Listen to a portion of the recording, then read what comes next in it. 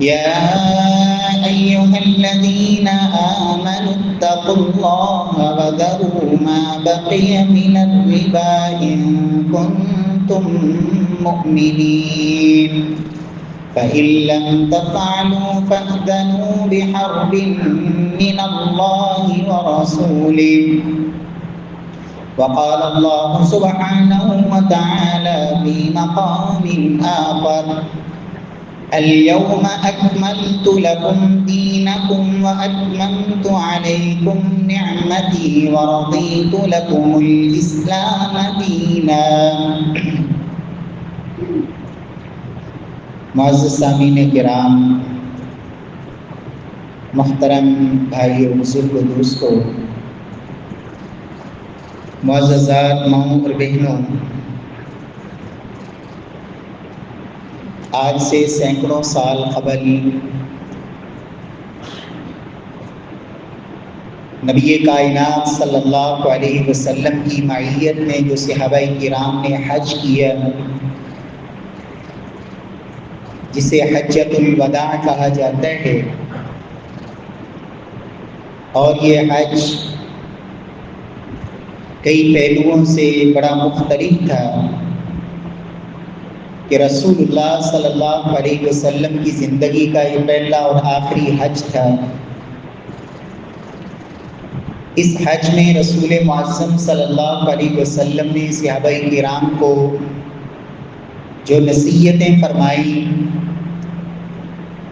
وہ ایسی وصیتیں اور نصیحتیں تھیں گویا کہ آپ صلی اللہ علیہ وسلم امت کو الوداع کر رہے ہوں،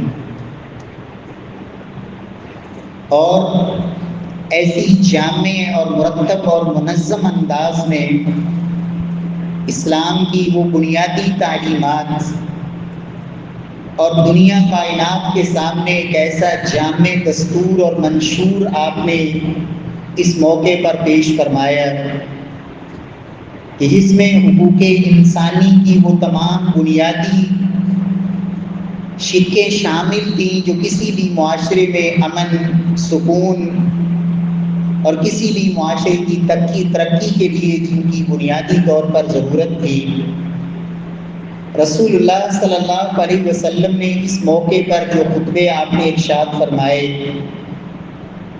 امام نووی رحمہ اللہ شرح صحیح مسلم میں لکھتے ہیں کہ اللہ کے پیغمبر صلی اللہ علیہ وسلم نے اس موقع پر 4 خطبے ارشاد فرمائے۔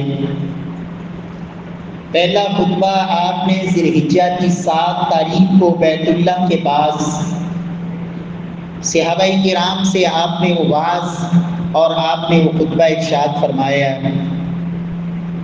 دوسرا خطبہ 9 ذی الحجہ میدان عرفات میں مسجد نمرہ کے پاس نبی صلی اللہ علیہ وسلم نے وہ خطبہ ارشاد فرمایا۔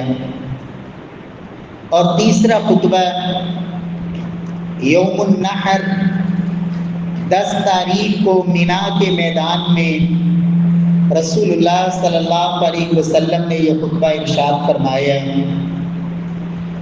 اور چوتھا خطبہ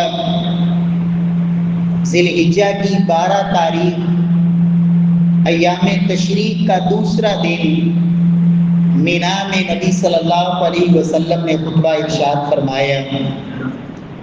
گویا کہ یہ 4 خطبے جو نبی صلی اللہ علیہ وسلم نے ارشاد فرمائے، ان 4 خطبات کے اندر پیارے پیغمبر صلی اللہ علیہ وسلم نے امت کو جو نصیحتیں فرمائیں، ان تمام کی تمام نصیحتوں کو کتب احادیث میں جس نام سے ذکر کیا جاتا ہے اسے حجۃ الوداع کہتے ہیں۔ اگرچہ اس کا ایک نام حجۃ الاسلام یعنی اسلام میں نبی صلی اللہ علیہ وسلم کا کیا گیا حج، حجۃ البلاغ بھی اسے کہا جاتا ہے کہ حج کی وہ جمیع مسائل، احکام جو پیارے پیغمبر صلی اللہ علیہ وسلم نے عملاً قولاً امت کے سامنے آپ نے وہ پیش فرمائے، اور پھر دیگر جامع انداز میں جو تعلیمات آپ نے امت کو دیں، انہیں آگے دوسروں تک پہنچانے کا نبی صلی اللہ علیہ وسلم نے حکم دیا۔ فَلْيُبَلِّغِ الشَّاهِدُ الْغَائِبُ، فرمایا جو یہاں موجود ہیں 1,40,000 کم و بیش صحابہ کرام، فرمایا فَلْيُبَلِّغِ الشَّاهِدُ الْغَائِبُ، جو یہاں موجود ہیں وہ ان تک پہنچا دیں جو یہاں موجود نہیں ہیں۔ میرے پیارے بھائیوں، اللہ کے پیغمبر صلی اللہ علیہ وسلم کی وہ تعلیمات اتنی جامع اور اس انداز میں وہ منظم اور مرتب ہیں کہ آج بھی اگر مسلمان ان کو اپنے دل و دماغ میں جگہ دے اور اپنی عملی زندگی میں انہیں اختیار کرے تو رب کعبہ کی قسم مسلمان کی عزت بھی محفوظ رہے گی، اس کا جان بھی، اس کی جان اور اس کا مال، اور پھر معاشرے کے اندر وہ امن، سکون اور راحت، اور معاشرہ وہ ترقی کرے گا کہ دنیا کے اندر اس کی مثالیں پیش کی جائیں گی۔ لیکن المیہ یہ ہے کہ مسلمانوں نے جناب محمد الرسول اللہ صلی اللہ علیہ وسلم کی ان تعلیمات کو پس پش ڈال دیا۔ میرے پیارے بھائیوں، اس خطبہ حجۃ الوداع کے اندر جو باتیں نبی کائنات صلی اللہ علیہ وسلم نے بیان فرمائی، ان میں سے آج کے اس خطبہ جمعہ میں صرف 4 باتیں عرض کرنا چاہوں گا، اس دعا کے ساتھ کہ رب کائنات ہمیں صحیح معنوں میں سمجھ کر اللہ عمل کی توفیق نصیب فرمائے۔ سب سے پہلا اعلان جو اللہ کی طرف سے اس موقع پہ زبان اطہر سے کروایا گیا کہ وہ اللہ کا دین جو ہزاروں سال سے تمام انبیاء کرام جس کی دعوت دیتے چلے آ رہے تھے، اس کی آخری کڑی اور اس کی تکمیل رب کائنات نے اس موقع پہ کروائی۔ یہ آیت نازل فرمائی، اليوم اکملت لکم دینکم واتممت علیکم نعمتی ورضیت لکم الاسلام دینا، کہ آج میں نے تمہارے لیے تمہارے دین کو مکمل کر دیا اور میں نے اسلام کو بطور دین پسند فرما لیا۔ سب سے زیادہ اللہ کے ہاں پسندیدہ یہی دین ہے۔ پیارے بھائیو، جب یہ آیت اتری، نبی کائنات صلی اللہ علیہ وسلم عرفات کے میدان میں تھے، یہی ذی الحجہ کے ایام تھے۔ ایک یہودی سیدنا فاروق اعظم سے کہتا ہے کہ امیر المؤمنین، آیۃ فی کتابکم تقرؤونها لو علینا معشر الیہود نزلت لاتخذنا ذلک اليوم عیدا۔ امیر المؤمنین، تمہاری کتاب میں ایک آیت ایسی ہے، کاش یہ آیت ہم یہودیوں پہ اترتی تو ہم اس دن کو، جس دن یہ آیت اترتی، ہم عید مناتے، ہم جشن مناتے، ہم خوشی کا اظہار کرتے کہ اللہ نے دین کو ہمارے اوپر مکمل کیا۔ یہ آیت امت مسلمہ کے اوپر نازل ہوئی ہے۔ سیدنا فاروق اعظم فرماتے ہیں کہ ہمیں اس جگہ کا بھی پتہ ہے، اس تاریخ کا بھی پتہ ہے، اللہ کے نبی کہاں تھے ہمیں یہ بھی علم ہے۔ پیارے بھائیو، میرے رب نے اس بات کا اعلان کیا کہ لوگوں دین مکمل، اور مکمل کا مطلب یہ ہے کہ اللہ نے ہر وہ بات جو تمہیں اللہ کے قریب کر سکتی ہے، ہر وہ بات جو تمہیں اللہ کی جنت میں داخل کروا سکتی ہے، ہر وہ بات جو تمہیں رب سے دور کر سکتی ہے اور تمہارا مقدر جہنم کا ایندھن اور جہنم کی آگ تمہارا مقدر بن سکتی ہے، اللہ نے وہ ساری باتیں آج امت کے اندر مکمل کر دی اور انہیں امت تک پہنچا دی ہے۔ پیارے بھائیوں، ارکان، جمیع ارکان اسلام کے فرائض، سنن، حدود، ان کے بارے میں رب کائنات نے گویا کہ یہ اعلان کر دیا کہ لوگوں میں نے دین کو مکمل کر دیا۔ سیدہ عائشہ صدیقہ رضی اللہ تعالی عنہا فرماتی تھی کہ اللہ کے نبی نے فرمایا، من احدث فی امرنا ھذا ما لیس منہ فہو رد۔ لوگوں جو اللہ کے اس دین میں کوئی نئی بات ایجاد کرے گا، دین میں اضافہ کرنے کی کوشش کرے گا، نیکی کے نام میں دین میں بڑھاوا اور اضافے کی کوشش کرے گا، وہ عمل جتنا مرضی تمہاری عقل، تمہاری رائے، تمہاری سوچ کے مطابق وہ عمدہ ہو، بہترین ہو، تم انتہائی اخلاص کے اعلیٰ درجے پہ پہنچ کر وہ عمل سر انجام دو، لیکن اس پر محمد مصطفیٰ صلی اللہ علیہ وسلم کی مہر نہیں، آپ کا طریقہ نہیں، آپ نے امت کو اس بارے میں بتایا نہیں، تو وہ گمراہی تو ہو سکتی ہے، وہ جہنم کا راستہ تو ہو سکتا ہے، لیکن یاد رکھو وہ دین نہیں ہو سکتا، وہ اللہ کے ہاں ناقابل قبول ہے اور مردود ہے۔ میرے پیارے بھائیوں، نبی کائنات صلی اللہ علیہ وسلم امت کو ایک خطبے میں نہیں ہر خطبے میں خبردار کرتے، لوگوں اما بعد فإن خیر الحدیث کتاب اللہ وخیر الہدی ہدی محمد صلی اللہ علیہ وسلم۔ لوگوں کائنات میں محمد مصطفیٰ صلی اللہ علیہ وسلم سے بڑھ کر کسی کا خوبصورت طریقہ ہو ہی نہیں سکتا ہے۔ خیر الہدی ہدی محمد صلی اللہ علیہ وسلم وشر الامور محدثاتها۔ لوگوں سب سے بدترین کام وہ ہیں جو دین میں نئے ایجاد کر کے دین کے نام پہ انہیں دین میں شامل کر دیا جائے، انہیں دین بنا کے لوگوں کے سامنے پیش کر دیا جائے۔ شر الامور محدثاتها وکل محدثۃ بدعہ، اور ہر نیا کام وہ بدعت اور گمراہی ہے۔ لوگ یہاں دھوکہ دیتے ہیں کہ بدعت کی دو قسمیں، ایک بدعت حسنہ ہے اور ایک بدعت سیئہ ہے۔ ایک ہوتی ہے اچھی بدعت اور ایک ہوتی ہے بری بدعت۔ تو اچھی بدعت جو ہے وہ ٹھیک ہے اس لیے کہ وہ نیکی ہوتی ہے۔ یاد رکھیں اللہ کے نبی کہہ رہے ہیں کل بدعت ضلالہ، لوگوں ہر بدعت گمراہی ہے، وکل ضلالۃ فی النار، اور ہر گمراہی کا انجام جہنم کی آگ ہے۔ اللہ رب العزت امت کو ان بدعات اور خرافات سے اللہ محفوظ فرمائے۔ دشمن کی تو یہ چالیں ہیں کہ امت مسلمہ ایسی چیزوں میں الجھ جائے کہ جو دین نہیں، اس لیے کہ سب سے زیادہ آج بھی دنیا کفر سے، اگر دنیا کفر کو سب سے زیادہ خطرہ اور خدشہ ہے تو ان لوگوں سے جو قرآن و سنت کے متبع اور پیروکار ہیں، قرآن و سنت کے سچے محب اور قرآن و سنت کی پیروی کرنے والے، ان سے انہیں سب سے زیادہ تکلیف ہے، اس لیے کہ وہ سمجھتے ہیں کہ سب سے زیادہ اگر دشمنوں کے خلاف، اگر کفار کے خلاف سب سے زیادہ اگر مضبوط بنیادوں پہ کھڑے ہیں تو وہ جن کی بنیاد قرآن و سنت ہے۔ اس لیے کہ اللہ کے رسول صلی اللہ علیہ وسلم نے فرمایا تھا لوگوں یہی دو چیزیں میں تم میں چھوڑ کے جا رہا ہوں، ترکت فیکم امرین لن تضلوا ما تمسکتم بہما کتاب اللہ و سنتی۔ لوگوں دو چیزیں چھوڑ کے جا رہا ہوں، ایک اللہ کی کتاب اور ایک میری سنت ہے، اگر اسے مضبوطی سے تھام لوگے کبھی بھی گمراہ نہیں ہوگے۔ میرے پیارے بھائیو اگر غور کریں ہماری عبادات سے لے کر ہماری خوشیاں اور ہماری غمیاں، ہماری معیشت اور ہماری معاشرت، کہاں ہے اللہ کے نبی کا طریقہ، کہاں ہے محبوب کبریا کی وہ سنتیں اور اللہ کے نبی کا وہ دین جو آپ امت کو دیتے گئے، مرضی کا دین بنایا ہوا ہے۔ اللہ رب العزت نے قرآن مجید میں یہ یہودیوں کا طریقہ بیان کیا تھا کہ جس پر دل چاہ ایمان لے آئے اور جس کو دل نے نہ مانا اس کو رد کر دیا۔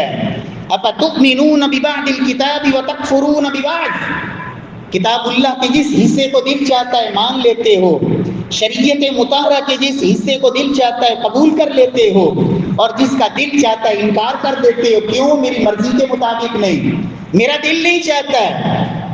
پیارے بھائیوں یہ مسلمانوں کا شیوا اور مسلمانوں کا طریقہ نہیں، رسول اللہ صلی اللہ علیہ وسلم کی تعلیم یہی ہے کہ لوگوں اللہ نے دین مکمل کر دیا ہے۔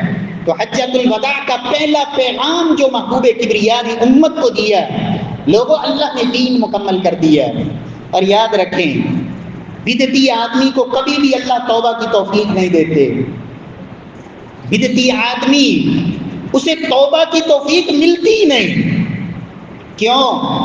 اس لیے کہ توبہ وہ کرتا ہے جو یہ سمجھتا ہو کہ میں نے گناہ کیا ہے، اور بدعتی تو ہمیشہ بدعت کو نیکی کی نیت سے کرتا ہے، وہ ساری زندگی اس بدعت کو چھوڑنے کے لیے تیار نہیں ہوتا ہے، اس لیے کہ اس کو وہ گناہ سمجھتا ہی نہیں، اس کو تو وہ ایسی نیکی سمجھ رہا ہوتا ہے کہ جس کے بغیر نجات ہی ممکن نہیں، اس لیے وہ اس سے توبہ کیسے کرے گا۔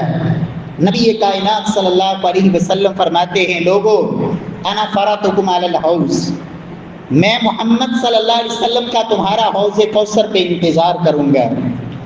من وردہ شریبہ ومن شریبہ لم یظمأ ابدا بعد. اللہ کے نبی صلی اللہ علیہ وسلم فرماتے ہیں جو وہاں میرے حوض پہ آئے گا وہ میرے حوض کا جام نوش فرمائے گا، پیے گا، اور جس کو وہ حوض کا جام مل گیا اس کے بعد اسے کبھی پیاس نہیں لگے گی. 50,000 سال کے برابر وہ دن جس میں لوگ دنیا شرابور اور پسینوں میں ڈوبی ہوئی، فرمایا وہاں ان کو کبھی پیاس نہیں محسوس ہوگی. اللہ کے رسول صلی اللہ علیہ وسلم فرماتے ہیں لَيَرِدُ عَلَيَّ أَقْوَامٌ أَنَا أَعْرِفُهُمْ وَهُمْ يَعْرِفُونِي. کچھ لوگ ایسے آئیں گے کہ میں انہیں پہچان رہا ہوں گا اور وہ مجھے پہچان رہے ہوں گے. یہاں کچھ ایسے ظالم جن کو اللہ رب العزت نے لعنت ان کا مقدر بنائی، انہوں نے کہا کہ اس سے مراد تو نبی کے وہ صحابہ ہیں، اس لیے کہ اللہ کے نبی اپنے صحابہ کو ہی پہچانتے تھے، جو بعد میں آئے ان کو نبی کیسے پہچانتا ہے؟ لہٰذا یہ گمراہ ہونے والے، مرتد ہونے والے، دین سے پھرنے والے، یہ بدعتی، یہ وہی صحابہ کرام ہیں، نعوذ باللہ من ذالک. اللہ کے نبی نے تمام امت کے بارے میں یہ ضابطہ دیا کہ میں کیسے پہچانوں گا. فرمایا لوگوں میں اپنی امت کو پہچانوں گا وضو والے اعضاء سے. میری امت کے لوگوں کے اعضاء چمکتے ہوں گے، میں ان کو پہچان لوں گا. اللہ کے رسول فرماتے ہیں جب وہ میرے قریب آئیں گے یحال بینی و بینہم، میرے اور ان کے درمیان ایک رکاوٹ ڈال دی جائے گی، رکاوٹ ڈال دی جائے گی. میں کہوں گا انہیں آنے دو، مجھے کہا جائے گا انک لا تدری ما احدثوا بعدک وفی روایہ ما بدلوا بعدک. اے محبوب آپ کو نہیں پتا کہ آپ کے بعد ان لوگوں نے دین کو کیسے بدل ڈالا تھا، ان لوگوں نے دین کا کیسے حلیہ بگاڑ دیا تھا. اللہ کے نبی فرمائیں گے سحقن سحقن لمن غیر بعدی، ہلاکت ہو، بربادی اور تباہی ہو ایسے بدبختوں کے لیے جنہوں نے میرے بعد میرے دین کا حلیہ بگاڑ دیا، دین کے اندر نئی نئی بدعتیں جاری کر دی. میرے پیارے بھائیوں، امام مالک رحمہ اللہ کہا کرتے تھے من ابتدع فی الاسلام بدعہ یراہا حسنہ فقد زعم ان محمدا صلی اللہ علیہ وسلم خان الرسالہ. جو شخص دین میں کوئی بدعت جاری کرتا ہے تو وہ زبان سے بولے یا نہ بولے لیکن اس کا یہ عمل یہ اعلان کر رہا ہوتا ہے کہ نعوذ باللہ محمد صلی اللہ علیہ وسلم نے اللہ کا دین پہنچانے میں خیانت کی ہے. کیوں؟ اس لیے کہ اللہ نے کہا الیوم اکملت لکم دینکم واتممت علیکم نعمتی. اللہ نے قرآن میں کہا میں نے دین مکمل کر دیا، اور مکمل وہ ہوتا ہے جس میں نہ اپنی مرضی سے کچھ داخل کیا جائے نہ مرضی سے کچھ نکالا جائے. اللہ نے کہا میں نے دین مکمل کیا، اور اللہ کے نبی کو یہ حکم تھا یا ایھا الرسول بلغ ما انزل الیک من ربک، محبوب اللہ کا یہ پیغام امت تک پہنچا دیں. امام مالک فرماتے ہیں اللہ نے دین مکمل کیا، اپنے نبی کو حکم دیا کہ دین مکمل امت تک پہنچائیں. جو بدعت دین میں جاری کرتا ہے اس کا گویا کہ یہ دعویٰ ہے کہ نعوذ باللہ محمد صلی اللہ علیہ وسلم نے اللہ کا دین امت تک پہنچانے میں خیانت کی ہے. امام مالک فرماتے ہیں فما لم یکن یومئذ دینا لم یکن اليوم دینا. لوگوں جو اللہ کے نبی کی زندگی میں دین نہیں تھا قیامت تک وہ دین نہیں ہو سکتا. اللہ کے رسول صلی اللہ علیہ وسلم نے اسی لیے فرمایا تھا لوگوں نجات کا راستہ صرف ایک ہے، اور وہ جماعت جس پر اللہ کا ہاتھ ہے، جو فرقہ ناجیہ ہے، نجات پانے والی جماعت، اس کی علامت، اس کی پہچان، اس کے اثرات، اس کا طور طریقہ اللہ کے نبی نے بتایا. ما انا علیہ واصحابی، فرمایا جس پر میرا اور میرا صحابہ کا آج عمل ہے، جن کا عمل اس پہ ہوگا. اللہ کے نبی کی زندگی میں کوئی شافعی نہیں تھا، امام شافعی کا مقلد کوئی نہیں تھا، کوئی حنفی، کوئی حنبلی، کوئی مالکی، کوئی جعفری، میرے پیارے بھائیوں، وہاں صرف اور صرف اللہ کے نبی کی سنت، قرآن اور سنت کو ماننے والے ہم سب اماموں کا احترام کرتے ہیں۔ اور یاد رکھیں، امام صرف 5 نہیں دنیا میں پیدا ہوئے، ان ائمہ کے اساتذہ تھے، وہ بھی امام تھے۔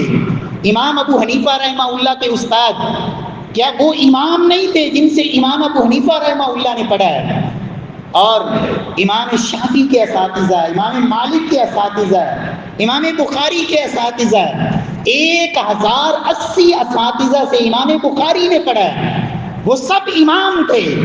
میرے پیارے بھائیوں، یہ سب ائمہ ہماری آنکھوں کے تارے ہیں۔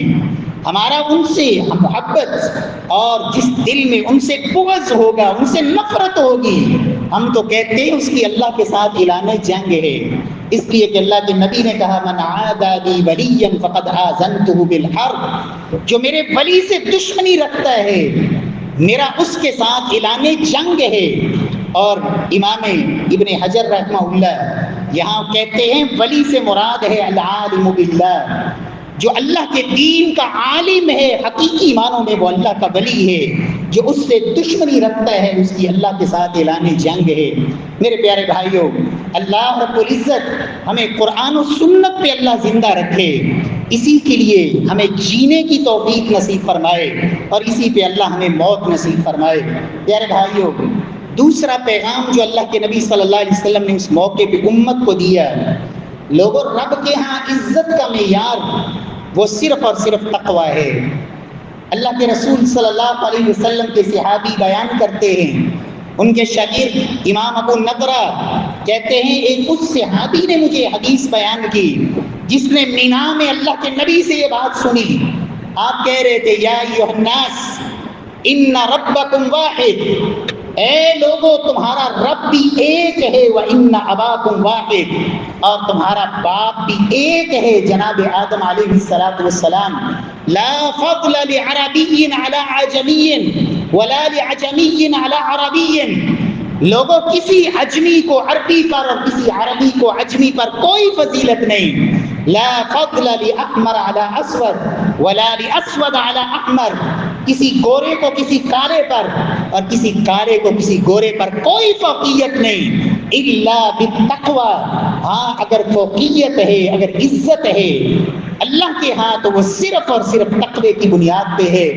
اللہ کے ہاں یہ خاندان، یہ برادریاں، یا ایھا الناس انا خلقناکم من ذکر وانثی وجعلناکم شعوبا وقبائل لتعارفوا ان اکرمکم عند اللہ اتقاکم، لوگوں یہ قبیلے، یہ برادریاں، یہ خاندان، یہ صرف اور صرف جان پہچان کے لیے ہیں۔ ان اکرمکم عند اللہ اتقاکم، رب کے ہاں سب سے زیادہ معزز، عزت والا وہ ہے جو اللہ کے ہاں سب سے زیادہ تقوی والا ہے، ڈرنے والا اللہ سے۔ آج اس امت کے اندر کتنے خاندان ایسے ہیں، بیٹیاں بوڑھی ہو رہی ہیں، کیوں جی؟ ہمارے پلے کا، ہمارے لیول کا، ہماری برادری کا، یہ تو ہندوؤں کا شیوا تھا، یہ جو طبقاتی تقسیم تھی یہ مسلمانوں کا نہیں، یہ تو ہندوؤں کا طریقہ تھا، یہ ہم نے کہاں سے لے لیا؟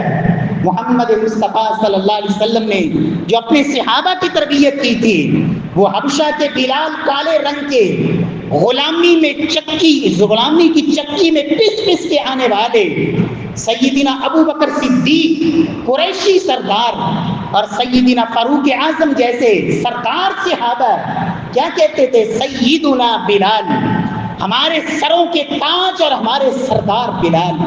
یہ اللہ کے نبی کی تعلیم تھی۔ کسی رومی، کسی فارسی، کسی حبشی، کسی گورے کالے کو کوئی فوقیت نہیں دوسرے پر۔ اللہ کے ہاں عزت یہ تقوی کی بنیاد پہ ہے۔ ان اکرمکم عند اللہ اتقاکم، اللہ کے نبی نے تو امت کو سبق یہ دیا تھا، لوگوں دلوں میں تقوی پیدا کرو۔ یہ تقوی اللہ کے ہاں معیار ہے، رب کے ہاں نجات اسی بنیاد پر ہے۔ اگر خاندانی تقسیم اور اس وجہ سے نسب اور حسب کے تعلق کی وجہ سے اگر کوئی نجات ممکن ہوتی تو قیامت تک کے لیے اللہ کے نبی کے سگے چچا ابو لہب پہ لعنتیں نہ پڑتی. تبت یدا ابی لہب وتب ما اغنی عنہ مالہ وما کسب. اللہ کے نبی کے دور کے صرف 2 لوگوں کا نام قرآن میں موجود ہے. ایک ابو لہب جس کے اوپر اللہ نے کہا اس کے ہاتھ ٹوٹ گئے, برباد ہو گیا ابو لہب. ما اغنی عنہ مالہ وما کسب, نہ اس کے مال نے اسے کوئی فائدہ دیا, نہ اس کی سرداری اور اس کی چتراہٹ نے اور اس کی وہ بڑے پن نے اسے کوئی فائدہ دیا. سیصلی نارا ذات لہب, عنقریب شعلے مارتی ہوئی آگ کے اندر جائے گا.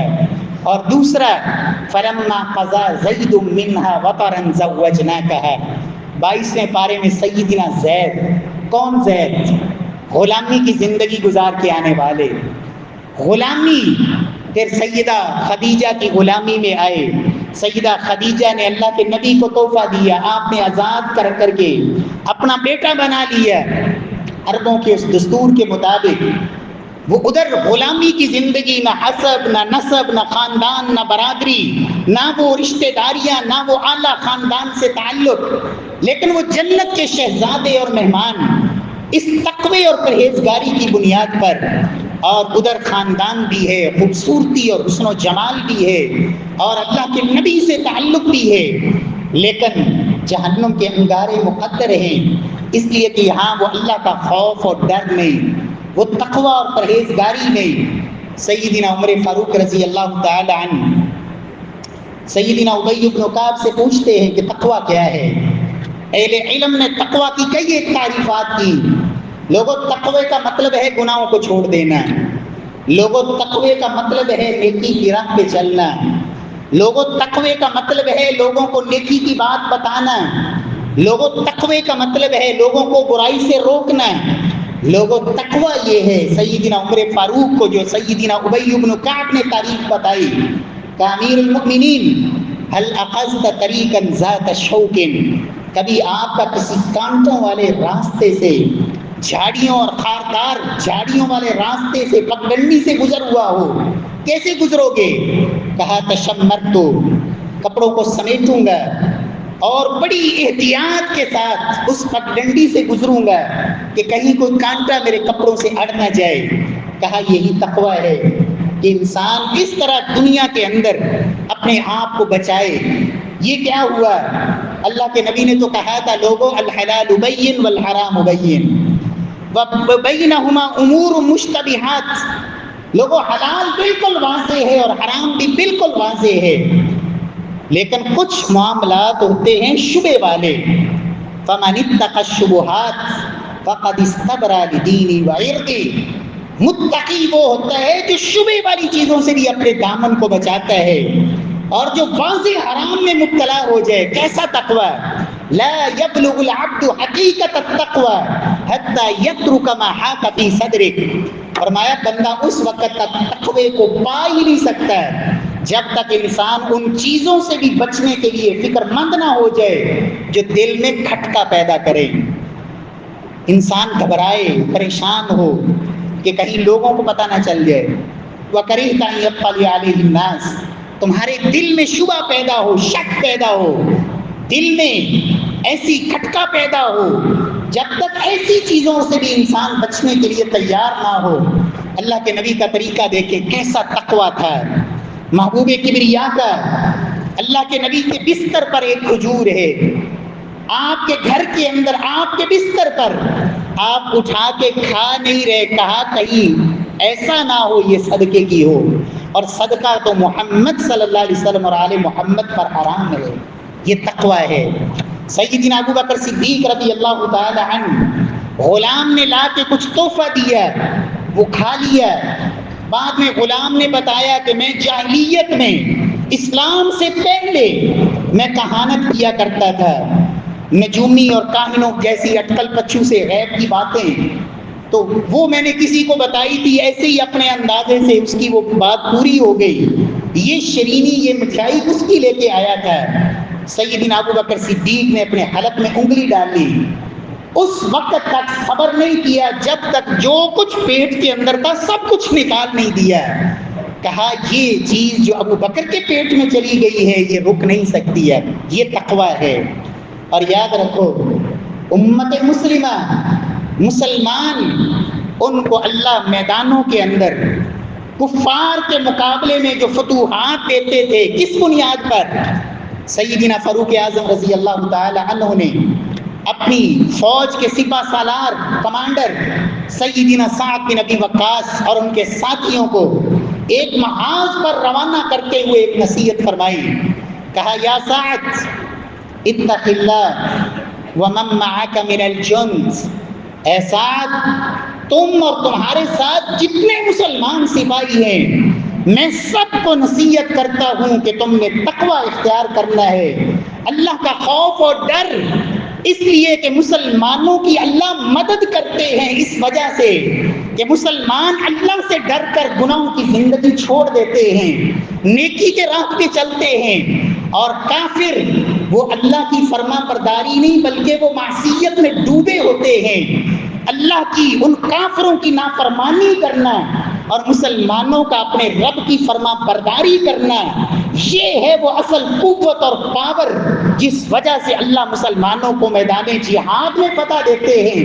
اور اگر تم نے بھی اللہ کی معصیت شروع کر دی، نافرمانی شروع کر دی، تو پھر ساتھ یاد رکھنا وہ کافر، اس لیے کہ وہ بھی رب کے نافرمان اور تم بھی رب کے نافرمان، تو پھر میدان جہاد میں مقابلہ ہوگا۔ ان کے پاس افراد بھی زیادہ ہیں، ان کے پاس جنگی سامان بھی زیادہ ہے، پھر سوائے شکست کے اور کوئی چیز ہمارا مقدر نہیں بنے گی۔ اللہ میدانوں میں فتح دیتے ہیں مسلمانوں کو تقوی کی بنیاد پر۔ ان اکرمکم عند اللہ اتقاکم، اللہ رب العزت ہم سب کو یہ اللہ تقوی والی زندگی نصیب فرما دے، پرہیزگاری والی زندگی، گناہوں کو چھوڑنے والی زندگی، پاکیزگی اور طہارت والی زندگی۔ اور میرے پیارے بھائیو، تیسری بات، اللہ کے نبی صلی اللہ علیہ وسلم نے جو حجۃ الوداع میں اعلان کیا، لوگوں میں جاہلیت کے تمام کام ان کو اپنے پاؤں کے نیچے روند رہا ہوں، میں جاہلیت کی ان جاہلی رسومات کو مٹانے کا اعلان کرتا ہوں۔ آپ نے دو باتوں کا اس موقع پہ تذکرہ کیا ہے۔ فرمایا سب سے پہلے جاہلیت میں جو ہوتا تھا کہ اگر کسی خاندان میں کوئی اس خاندان کا دوسرے خاندان والوں نے قتل کر دیا تو پھر اس بنیاد پر وہ نسل در نسل لڑائیاں چلتی۔ فرمایا ہمارے خاندان کا میں خون معاف کرتا ہوں۔ ربیعہ بن حارث کا بیٹا، فرمایا جو بنو سعد کے اندر دودھ پیتا بچہ تھا، جب حذیل قبیلے والوں کو پتہ چلا کہ یہ فلاں کا بچہ ہے، انہوں نے اس بچے کو قتل کیا، حالانکہ بچے کا کوئی قصور نہیں تھا۔ فرمایا میں اپنے اس خاندان کے خون کو سب سے پہلے معاف کرتا ہوں۔ اور دوسرا آپ نے جو اعلان کیا ہے، فرمایا لوگوں میں جاہلیت کے جتنے سود ہیں میں سب سود معاف کرتا ہوں اور ان سودوں کو اپنے پاؤں کے نیچے روندتا ہوں، اور سب سے پہلا سود جو میں معاف کرنے کا اعلان کرتا ہوں اپنے چچا عباس بن عبد المطلب، ان کا جتنا سود ہے میں سب چھوڑنے کا اعلان کرتا ہوں۔ میرے پیارے بھائیوں، یہ محمد مصطفیٰ صلی اللہ علیہ وسلم کا پوری امت مسلمہ کو پیغام تھا، لوگوں چھوڑ دو سود کو، اتقوا اللہ وذروا ما بقی من الربا۔ اللہ نے قرآن میں کہا لوگوں اللہ سے ڈر جاؤ، سود کو چھوڑ دو، ان کنتم مؤمنین، اپنے دلوں میں ایمان ڈھونڈو، اگر ایمان ہے تو پھر سود نہیں ہوگا۔ اور یہاں مفسرین نے لکھا ہے سود اور ایمان دونوں چیزیں جمع نہیں ہو سکتی، جہاں سود ہوگا وہاں ایمان نہیں ہوگا، جہاں ایمان ہوگا وہاں سود نہیں ہوگا، اس لیے کہ فَإِن لَّمْ تَفْعَلُوا فَأْذَنُوا بِحَرْبٍ مِّنَ اللَّهِ وَرَسُولِهِ۔ لوگوں اگر یہ کام نہ کیا، سود نہ چھوڑا، تو پھر یہ تمہاری اللہ اور اس کے رسول کے ساتھ اعلان جنگ ہے۔ امام مالک کہتے ہیں میں نے پورا قرآن پڑھا، سورہ فاتحہ سے لے کے والناس تک، پورے قرآن مجید میں اتنی سخت وعید مجھے پورے قرآن میں کہیں نظر نہیں آئی جتنی رب نے سود کے بارے میں بتائی۔ لوگوں یہ اللہ کے ساتھ اور رسول کے ساتھ تمہاری جنگ ہے۔ اور اللہ نے قرآن میں کہا الذین یأکلون الربا، جو لوگ سود کھانے والے، قیامت کو جب اٹھیں گے یتخبطہ الشیطان من المس، پاگل ہو چکے ہوں گے، مخبوط الحواس، دیوانے، اس لیے کہ دنیا میں دولت کے نشے میں دیوانے تھے اور پاگل تھے، قیامت کو اٹھیں گے تو شیطان نے انہیں پاگل کر دیا ہوگا۔ اس لیے کہ یہ کہتے ہیں انما البیع مثل الربا، کیا فائدہ فرق ہے؟ سود اور بیع تجارت ایک جیسے ہی ہیں۔ اللہ فرماتے ہیں انما اللہ رب العزت نے حرم البیع، احل اللہ البیع وحرم الربا، رب نے بیع کو حلال کیا ہے، سود کو حرام کیا ہے، تم کیسے کہتے ہو دونوں برابر ہے؟ یمحق اللہ الربا ویربی الصدقات، لوگوں اللہ سود کو مٹاتا ہے اور صدقات کو بڑھاتا ہے۔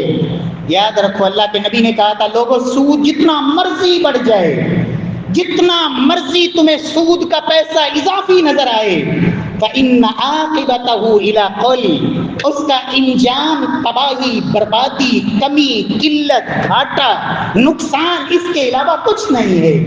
میرے پیارے بھائیوں، سود کے بارے میں اللہ کے نبی نے کیا کچھ نہیں وعیدیں سنائی۔ لوگوں سود کھانے والا بھی لعنتی، کھلانے والا بھی لعنتی، لکھنے والا بھی لعنتی، گواہ بننے والا بھی لعنتی، وَهُمْ سَوَاءٌ، فرمایا گناہ میں سب برابر ہیں۔ ایک درہم سود کا 36 مرتبہ زنا کرنے سے بھی زیادہ سخت گناہ ہے۔ آج مسلمانوں کو، امت مسلمہ کو یہودیوں نے وہ سبق دیا ہے، اور میرے پیارے بھائیوں ان ظالموں کی یہ چالیں پہلے بھی موجود تھیں۔ آج عرض پاکستان کے اندر مسلمانوں کو اور عوام کو یہ سبق پڑھایا جاتا ہے، اگر ہم نے قرض نہ لیا ہے، اگر ہم نے سود نہ لیا ہے تو ہماری معیشت تو جام ہو جائے گی، ہم تو مر جائیں گے، کیسے جئیں گے؟ میرے پیارے بھائیوں، تاریخ انسانیت میں کوئی ایک ایسی مثال کوئی پیش کی جائے کہ کسی ملک نے سود پہ پیسہ لے کے پھر ترقی کی ہو، تاریخ انسانیت میں ایسی مثال نہیں۔ لیکن آؤ میں تمہیں مثالیں دیتا ہوں تاریخ اسلام سے، جب سود کو پاؤں کے نیچے روندا اللہ نے پھر کیسی ترقی دی۔ اللہ کے نبی نے جب ریاست مدینہ کو آباد کیا، وہاں یہودیوں نے سود کا جال بچھایا ہوا تھا، اوس اور خزرج انصار کے وہ قبائل ان یہودیوں کے جال میں پھنسے ہوئے تھے۔ اللہ کے نبی نے آ کے اس سودی سسٹم کو ختم کیا۔ حالات کیا تھے؟ مکہ کے وہ مہاجرین جو جسم پہ کپڑے بھی لے کے نہیں آئے تھے مدینے کے اندر، اور وہاں کے وہ پھر یمنی اور رومی اور فارس اور کہاں کہاں سے آنے والے لوگ، اور پھر وہ اصحاب صفہ 70 ایسے صحابہ، سیدنا ابو ہریرہ کہتے ہیں فاقوں کی یہ حالت تھی کہ ابو ہریرہ بے ہوش ہو کے گرے ہوتے تھے، لوگ سمجھتے تھے دیوانہ ہے، شاید پاگل ہے، وجہ صرف اور صرف بھوک ہوتی تھی۔ اللہ کے نبی کی خود حالت، ایک مہینہ گھر میں چولہا نہیں جلتا ہے۔ آج کا کوئی معیشت کا ماہر ہوتا ہے اور بہت خوبصورت انداز میں مشورہ دیتا کہ ان یہودیوں سے سود پہ قرضہ لے لیں، مدینے کی معیشت کو بحال کریں۔ اللہ کے نبی صلی اللہ علیہ وسلم نے صرف 8 سال کے اندر اس معیشت کو اس لیول پہ لائے کہ وہ صحابہ جن کے پاس ایک وقت کا کھانا نہیں تھا، اللہ نے ان کو ہزاروں غلاموں کا مالک بنایا ہے۔ اور آپ حیران ہوں گے، آج کوئی مسلمان اٹھ کر بتائے ایک مجلس میں سیدنا عثمان غنی ایک مجلس میں جو صدقہ کیا 6 کلو سونا اور کتنے 100 کلو چاندی اور 900 اونٹ، 100 گھوڑے، آج کی اگر رقم کا صرف سونے کے حساب سے اندازہ لگایا جائے 13 کروڑ روپے سے زیادہ صرف سونے کی مالیت بنتی ہے جو ایک مٹھی سے عثمان غنی نے پیش کر دیا۔ اللہ کے نبی نے کہا ہمیں چندہ چاہیے، عثمان غنی نے پیش کر دیا۔ یہ معیشت سود کی بنیاد پہ کھڑی نہیں ہوئی تھی، یہ اس بنیاد پہ کھڑی ہوئی تھی جو محمد مصطفیٰ نے دی تھی۔ لوگو یا ایھا الذین آمنوا لا تأکلوا اموالکم بینکم بالباطل۔ اور اس سے آگے بڑھیے، سیدنا فاروق اعظم کا دور، 22 لاکھ مربع میل کا علاقہ فتح کیا ہے۔ ان مفتوحہ علاقوں میں کتنے شہر بسائے، کہاں کوفہ، کہاں بصرہ، اور یہ سارے شہر 10,000 نئی مساجد کی تعمیر کروائی، اور سیدنا فاروق اعظم نے پولیس کا نظام، فوج کا نظام، ڈاک کا نظام، نیوی نظام، کیا کیا وہ ترقی اور تعمیر، اور اس ریاست کے اندر وہ کس لیول پہ فاروق اعظم لے کے آئے، کس بنیاد پر؟ اس طرز معاشرت اور طرز معیشت کی بنیاد پر جو محمد مصطفیٰ نے دی تھی صلی اللہ علیہ وسلم۔ پیارے بھائیوں، سیدنا فاروق اعظم رضی اللہ تعالیٰ عنہ نے کسی سے سود نہیں لیا۔ یہ آپ کا ملک پاکستان، پڑھیے تاریخ پاکستان کو، ابتدائی 24 سالوں میں یہ سود پہ قرضے نہیں لیے گئے، اور پہلے 24 سالوں میں پاکستان کی ترقی کا لیول یہ تھا کہ جرمنی کو مسلمانوں نے، پاکستان نے قرض دیا تھا، جنوبی کوریا پاکستان سے وہ ترقیاتی منصوبوں کے وہ کاپیاں منگواتے تھے، ترقی کی راز ہمیں بھی دو۔ اور جب پہلی دفعہ مسلمانوں نے سود لیا تھا، کہتے ہیں کہ امریکی اخباروں میں یہ کارٹون چھپے تھے کہ اب کبھی بھی پاکستان اپنے پیروں پہ کھڑا نہیں ہو سکے گا۔ رب کعبہ کی قسم، آج مسلمانوں کا حالت یہ ہے، 17,000 ارب روپیہ مسلمان کا بجٹ، اور اس میں سے جو IMF کو قرض دینا ہے سود کی مد میں، وہ نصف 8,000، وہ نصف بجٹ کا وہ ان کو سود میں واپس کرنا ہے۔ یومیہ 6 ارب یومیہ سود کا سود چڑھتا جا رہا ہے۔ آج 30,000 کمانے والا، اس سے جبری 15,000 اس سود کی مد میں وصول کیا جاتا ہے، اور وہ بیچارے کے پاس 15,000 ہے۔ میرے پیارے بھائیوں، اللہ سے ڈر جائیے، اتقوا اللہ وذروا ما بقی من الربا۔ ہم کچھ نہیں کر سکتے، اپنے آپ کو تو اس سے بچائیے۔ کتنے مسلمان بیٹھے ہیں بڑے مزے سے بینکوں کے ساتھ وہ سیونگ اکاؤنٹ اور بڑے سسٹم، یہ حصہ ہے، مجبوری ہے، وہ اپنا اس سسٹم میں گھسے چلے جا رہے ہیں، اور وہ مال کے پجاری ملا اسلامی بینکوں کے نام پہ وہ فتوے۔ رب کعبہ کی قسم، نام بدلنے سے اللہ کا دین نہیں بدلتا، اللہ کا دین، اس کے اصول محمد مصطفیٰ نے تو ٹوک بیان کیے۔ نام بدل لیں، بیمہ پالیسی رکھ لیں، انشورنس رکھ لیں، اور بڑے جو ہے نا بہترین اور آسان قسطوں پر قرضے رکھ لیں، کوئی بھی نام رکھ لیں، ہے سود ہی۔ اللہ رب العزت ہمیں اس لعنت سے محفوظ فرمائے، اس ارض پاکستان کو اللہ رب العزت اس لعنت سے بچائے۔ جب مسلمانوں نے قرضے لینے کا آغاز کیا تھا، ڈالر 1.75 روپے پہ تھا، 1.75۔ جب مسلمانوں نے قرضہ نہیں لیا تھا پاکستان والوں نے، اور آج وہ ڈالر 200 سے اوپر، وجہ یہی سود ہے۔ یہ جب تک اس سودی لعنت سے نہیں نکلیں گے، اسلام نے اس کا متبادل دیا۔ لوگوں، زکوٰۃ کی طرف آئیے، صدقات کی طرف آئیے، اور سب سے بڑھ کر اللہ کے دین کے غلبے کے لیے اعلان جہاد۔ وہی کافر جو مسلمانوں کو جزیہ دیتے تھے، ٹیکس دیتے تھے، مسلمان حکمران کہتا تھا کہ بادل جہاں مرضی برس، تیری بارش سے جو پیداوار آئے گی تو میرے دربار میں، اس لیے کہ اللہ کی ذات پر یقین تھا۔ آج انہی کافروں کو مسلمان ٹیکس دے رہے ہیں، سود دے رہے ہیں۔ اللہ رب العزت ہمیں دینی غیرت اور ایمانی اللہ جذبہ نصیب فرمائے، اور اللہ ہمارے دلوں میں ایمان پیدا فرمائے۔ اللہ کے نبی کے اس خطبے کی میں صرف 3 باتیں ہی آج بیان کر سکا ہوں۔ سب سے پہلی بات، اللہ کے دین کی تکمیل کا اعلان، اور دوسرے نمبر پر عزت کا معیار وہ تقوی ہے، اور تیسری بات، جاہلیت کی باتوں کو آپ نے روندا اپنے قدموں کے نیچے، ان میں ایک سود تھا اور ایک جاہلیت کے خون تھے۔ اللہ رب العزت ہمیں سمجھ کر عمل کی توفیق بخشے۔ واقول قولی ھذا واخر دعوانا الحمدللہ۔